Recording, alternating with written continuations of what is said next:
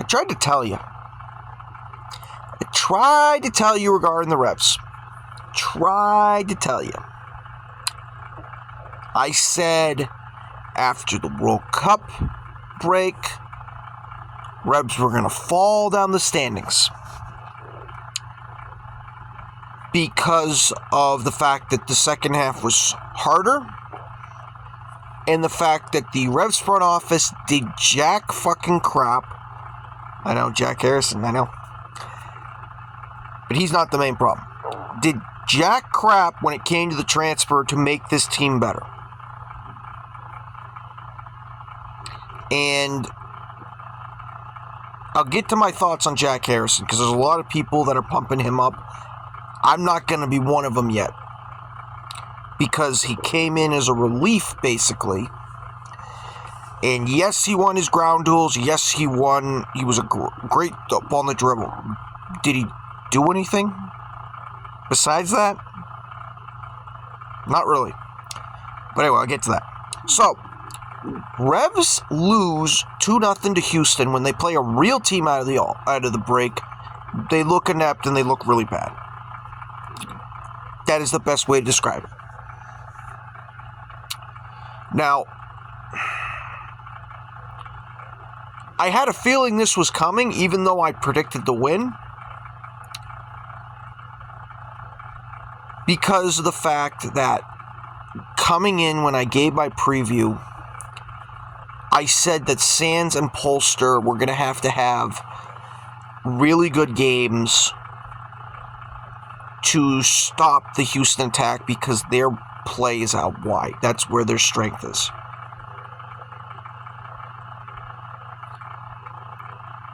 Well, I wouldn't be sitting here saying that they lost 2-0 if they did. Sands didn't have a good game. Polster did not have a good game. So don't even sit there and tell me, oh, Polster had a great game. Look at his rating. No. His rating was bad. We are at the point where, again, and I can say this with a straight face, I was right on them when they traded Ceballos and gave the job to Kohler. Oh, but Kohler's done a great job as a center back. No. Stop. And people need to stop showing clips of how Kohler looks with the ball at his feet. Because when he has the ball, he looks more like a CDM. You can't do that as a center back. You can't. And their first goal they conceded was because the Reds were completely out of position following a corner that they had.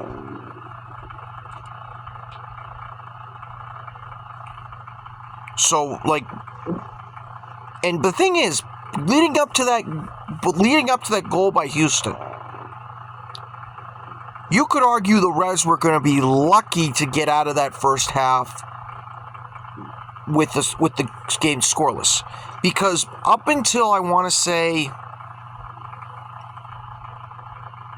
let's say maybe around the 30th minute, this was a boring-ass game. For it to be the only MLS game, if you were trying to promote the game for the first 30 minutes, you did not show this game to anybody. Holy boy, that was a bad first 30. But then Houston started to take kind of control, and they had the momentum. And towards the end of all that momentum, that's when they scored and made it 1-0 Houston going in the break. And you could argue, and you could even say that wasn't against the run of play. You could see that coming a mile away. Just Houston couldn't finish, and neither could the Revs. And that would be a consistent problem with this Revs team. They couldn't finish, which has been a problem all year. So, I also want to point out something. So, going into that half when they're down to 1-0, when were we going to see Jack Harrison? That's what was my thought. Because you were getting nothing from Zambrano again on the left-hand side. Nothing. Again. This is bad. Extremely bad. You weren't getting anything from Dorr. And Miller wasn't giving you shit. I don't want to hear anybody telling me that Miller was good in the first half. Besides the 2 chances that he couldn't do crap with, he didn't do anything.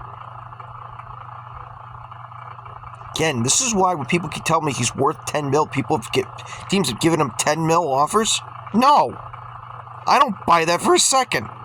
Have you seen him? He's not a winger. He keeps playing super shit. So we get to the second half, though. Still jack crap from this team. Nothing. And Houston would score in a corner late in this game. Gee, it sounds similar to when I just did the Portland recap. I feel like I was watching 2 games of the same thing. So, in the goal that was conceded, who was the guy marking that guy? Peyton Miller. Peyton Miller didn't jump. You know, on corners, when you're defending, it's your guy, maybe jump. And he has his hand going, oh my goodness. He didn't have a good game. But there was a problem with this game, a big problem. Not only was the Revs defense not good enough again, which, again, goes back to they sold Ceballos to get cheaper and save money. It wasn't because of his family. We can stop with that BS lie that they're selling us. And the Reds' defense has gotten worse. You don't know what the Reds' record is in goals conceded that they've done since out of the break, which has been an easy schedule. 1 win, 2 draws, 1 loss. The win came against Atlanta United, who's been one of the worst teams in the league. Congratulations, you beat a child is basically the way to say it. You scored 6 goals in those 4 games. You've conceded 5 against that crap. Who are the crap teams I'm talking about? Toronto, 0-0 draw. Everyone said that game was very bad to watch. Then you played Atlanta, 1-4-1. Oh my God, you look so good. You look so good. Look how great this Reds team is. I was like, yeah, wait for it. Your next 2 games, 2-2 draw choke job at Montreal, and you host Houston and lose 2-0. Your second loss at home this year. So I don't want to hear anybody telling me how great this Revs team is. Because they're falling.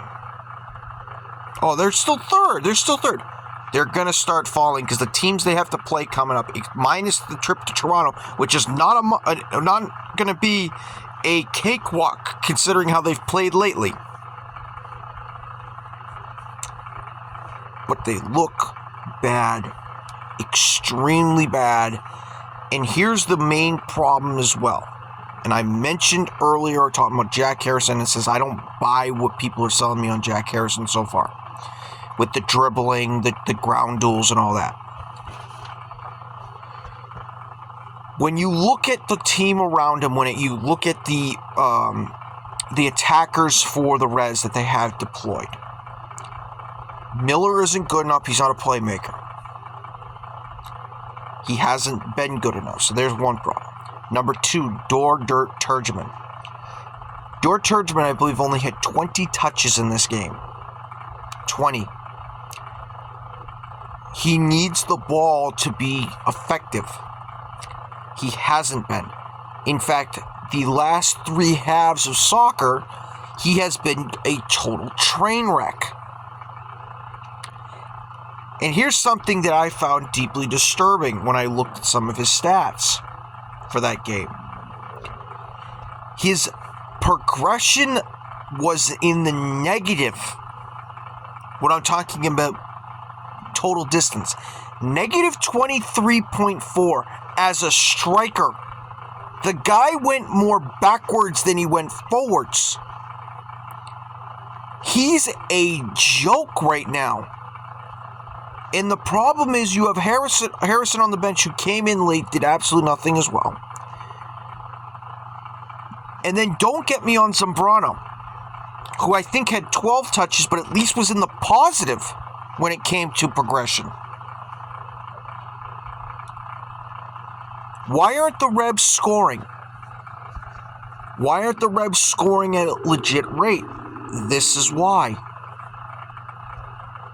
Their forward core of Zambrano, and I'm talking about before Jack Harrison, Zambrano, Dorr, Miller. That's not good enough. If you want to be competitive for a playoff spot, and I'm not just saying playoff spot, I'm talking about being a threat in the playoffs, you need an attack group that's lethal and effective. These guys are ineffective at best. Now, with Jack Harrison coming into the mix, can he unlock something? Maybe.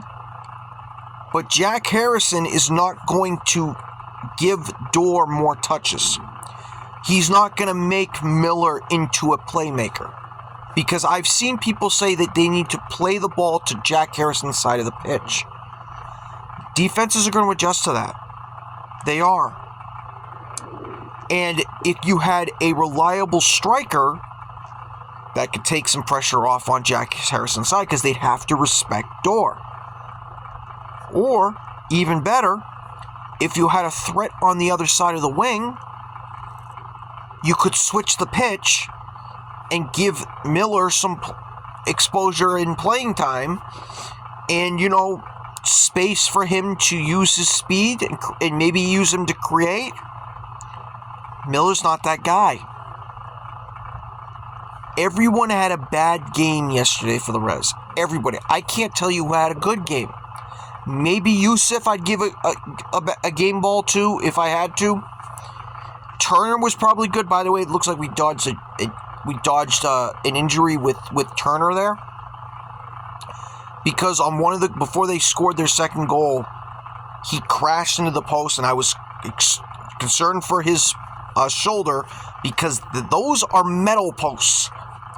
Slamming into one of those, not fun. I did one as a kid with my knee. Not a fun experience. Not a fun experience. So, again, this Revs team. Those people who kept saying to me, why are you always negative about this team? Why are you always, before they play, why should I feel bad about this team? Well, now how do you feel about them now? They've won one game in their first four. Where is your backbone to call out this team and say it's not good enough? Oh, I should also mention that Langoni, we magically found out about Langoni yesterday. Oh, he has an injury. He has an injury. Oh, he was on the injury report on Friday. But no. According to people, if you were in the Discord of the Revs, you would know about this injury. But why wasn't it released publicly? Why wasn't it publicly announced that Langoni could probably miss this game before the Friday injury report because he left with an injury? He didn't leave with an injury. He played the whole game in Montreal. Well, not the whole game, when he came in. There's something fishy with going on with Langoni. Okay, there is. All of a sudden, he's rumored to leave. He's rumored to be transferred out. He isn't playing for the Revs. He isn't starting for the Revs, I should say. Just a lot of stuff fishy going on, and then all of a sudden he picks up an injury. And then someone shows me a picture of him supposedly crying after the game. That doesn't tell me anything. That doesn't tell me crap. He doesn't look hurt in the photo you sent me. So, a lot of stuff to discuss there.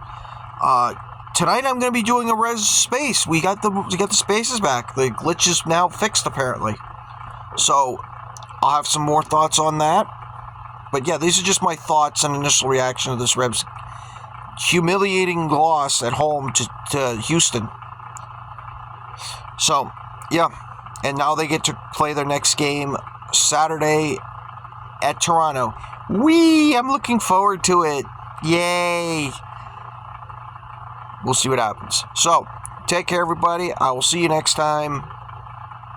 Take care.